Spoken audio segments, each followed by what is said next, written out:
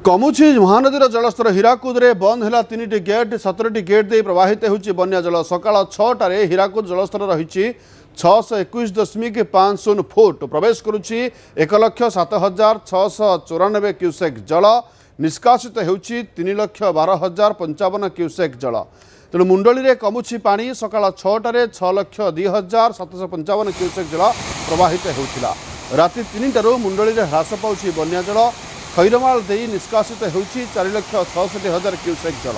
बरमूल दे प्रवाहित होची 4,64,000 क्यूसेक जल नराज दे प्रवाहित होची 3,02,192 क्यूसेक जल जोब्रा दे प्रवाहित होची 2,63,510 क्यूसेक जल।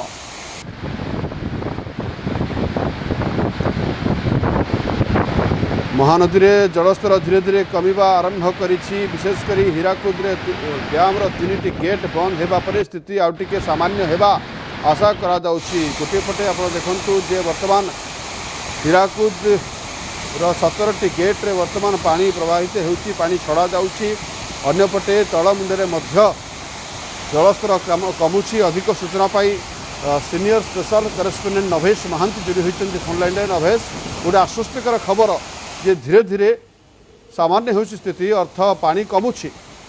बिल्कुल गोटे बहुत बड़ा आश्वस्तिकर खबर और जहाँ पूर्वानुमान कर 6.5 लाख पर्यंत पानी जीव एवं शेष में पूर्वानुमान ठीक है 6,25,000 क्यूसेक कहवा जे प्रेसर महानदीर यही द्वितीय फेज्र जो हीराकुद गेट खोलिया फल जो पानी आसला नेला राति 3टारू धीरे धीरे डाउनफॉल आरंभ होती सब बड़ कथा हूँ संध्या अपराह 3टारू राति 3टा पूरा 12 घंटा धरिकी 6,25,000 जो पिक रहा एबेकार जो स्थिति देखिए आप बहुत आश्वस्ति लगे कारण 3टी गेट बंद है 17टी गेट खोलाई से गेट भी पानी अच्छे जी पानी बर्तमान हीराकुद में प्रवेश कर 3 गुणा पानी निष्कासित होती 1,07,000 पानी प्रवेश कर 3,12,000 पानी निष्कासित होती एपट जदि आप देखिए जलस्तर कथा ताहा बहुत कमी गतकाली 624 फुट 25 फुट रोला आज यही सकाल 6टारू 621 फुट रोचे तलू जब आसवा आम खैरमाल पानी कमी 4,66,000 अच्छी खैरमाल तल रही बरमूल 4,64,000 क्यूसेक मुंडे टे पानी अधिक रही 6,02,000 क्यूसेक रही कि पानी आसंता कहवा 2 घंटा भितर आहरी कमी जाइए 4 घंटा बेलू 5 लाख क्यूसेक पहुंची जाइए नराज जब कह 3,02,000 क्यूसेक महानदी अर्थात जोब्रा 2,63,000 क्यूसेक रही तेणु तले धीरे धीरे करके तलमुंडे पानी कमिब और उपर मुंडर जेहतु गेट बंद है आउ कौन बर्तमान गेट खोलिया हबार स्थिति उपजु ना उपर मुंडर महानदी कैचमेंट एरिया वर्षा ना तेणु हुए तो हीराकुद बंद कर्तृपक्ष रूल कर्व अनुसार गोटे पर गोटे फाटक बंद करेंगे जहाँफल कि जल प्रवाह धीरे धीरे करके कमिब और महानदी तार सुपूर्व जो रही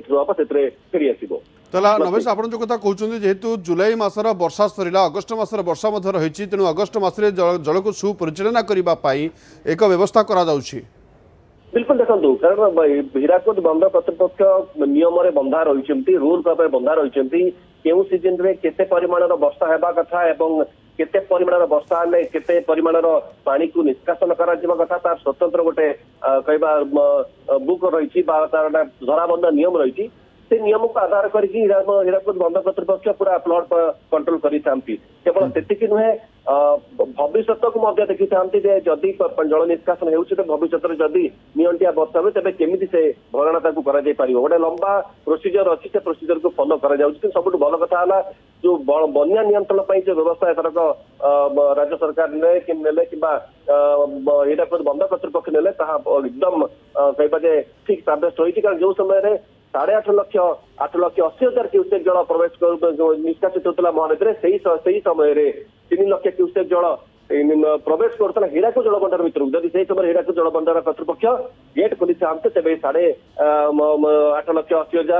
लाख क्यूसेक पानी आहरी बढ़ी था 10-12 लाख को पड़े था सिचुएसन बहुत वर्स्ट होता जहाँ भी आश्वस्तिकर खबर जे बर्तमान 3टी गेट बंद होती अंपटे महानदी जलस्तर कमुची तेणु बन्या जो स्थिति रही